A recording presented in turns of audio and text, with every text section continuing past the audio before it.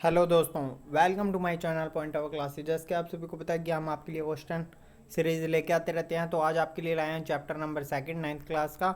तो उसका नाम है विश्व के प्रमुख दर्शन। तो इसके बीच में जिन जिन महान गुरुओं का नाम आता है उनके बारे में पढ़ेंगे और उनका जन्म कब हुआ उस सभी चीज़ों के बारे में पढ़ेंगे। तो सबसे पहला क्वेश्चन है हमारा, महावीर स्वामी का जन्म कब हुआ? तो 599 ईसा पूर्व में। उसके बाद में अगला क्वेश्चन है, महात्मा बुद्ध ने प्रथम उपदेश जो था वो कहाँ पे दिया था? तो बोध गया के अंदर दिया था।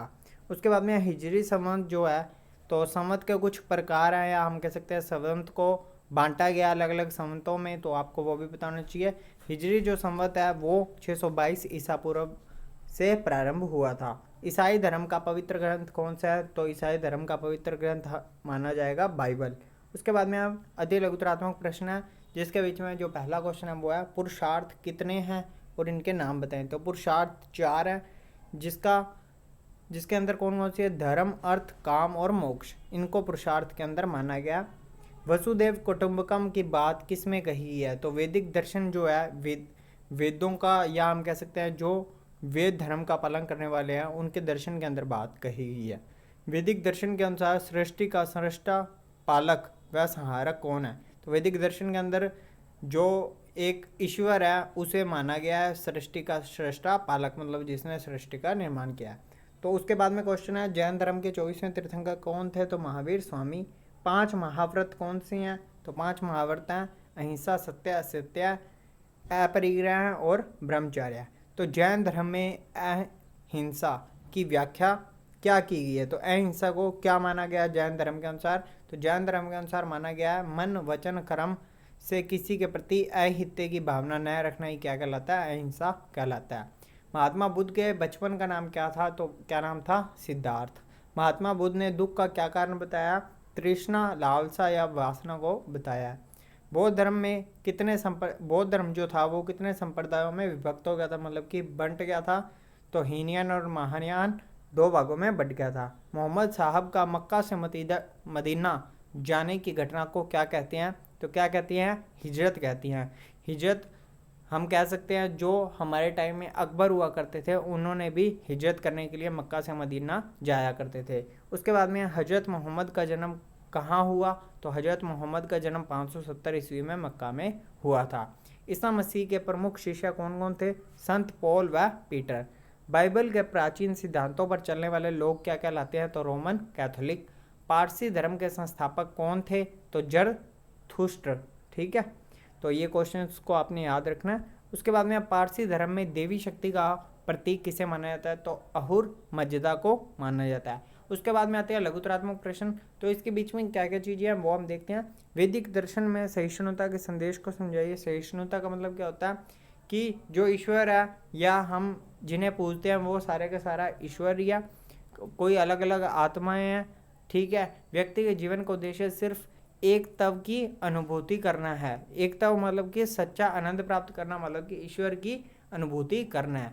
जैन दर्शन के त्रिरत्न की अवधारणा कौन सी है? जैन दर्शन के अंदर त्रिरत्न माने गए हैं कौन कौन से? सम्यक ज्ञान, सम्यक दर्शन और सम्यक चरित्र। तो सम्यक का मतलब होता है अच्छा ज्ञान, अच्छा दर्शन और अच्छा चरित्र।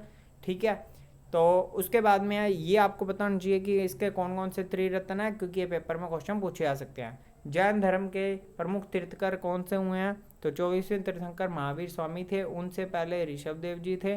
ठीक है, इस तरह से आपको पता होना चाहिए। 23वें तीर्थंकर जो थे वो पार्श्वनाथ जी थे, आदिनाथ जी, अजीतनाथ जी, संभवनाथ, पद्मनाथ। तो आपको 4 से 5 नाम याद होने चाहिए ताकि आप पेपर के अंदर कुछ लिख सकें।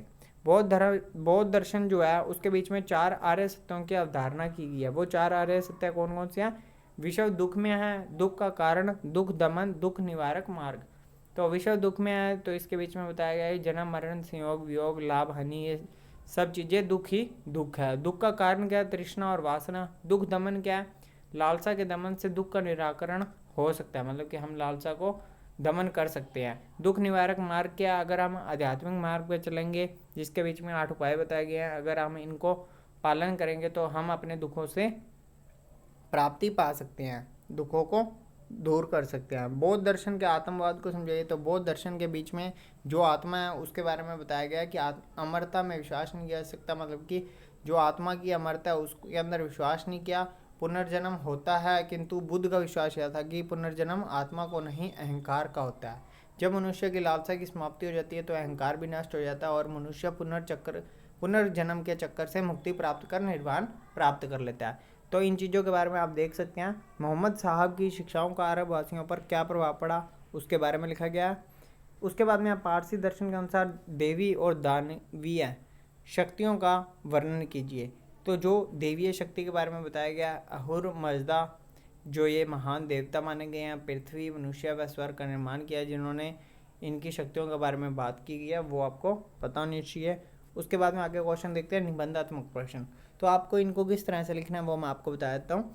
वैदिक दर्शन की प्रमुख विशेषताएं क्या? तो वैदिक दर्शन के बारे में आपने कुछ भी पढ़ा हुआ है तो वो आप लिख सकते हैं। उनके जीवन का उद्देश्य क्या था, किसे उन्होंने अपने जन्म जीवन का लक्ष्य माना था, या लक्ष्य में मोक्ष की प्राप्ति के लिए उन्होंने किन चीज़ों को आधार माना गया था।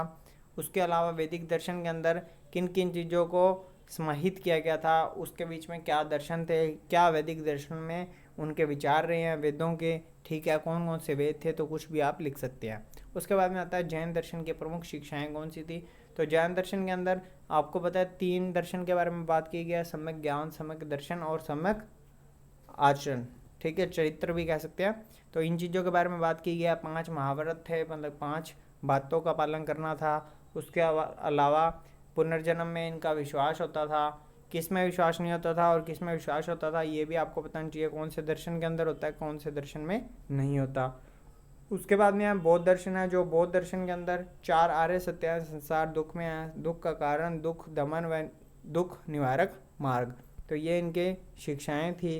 बौद्ध दर्शन के बारे में भी आपको पता होना चाहिए। इसके बीच में बताया गया जो महात्मा बुद्ध ने अपनी शिक्षाओं में शील और नैतिकता पर बहुत अधिक बल दिया है। शील मतलब होता है अच्छे गुणों, और नैतिकता पर बल दिया। उन्होंने अपने शिष्यों को मन, वचन और कर्म से पवित्र रहने के बारे में भी कहा गया।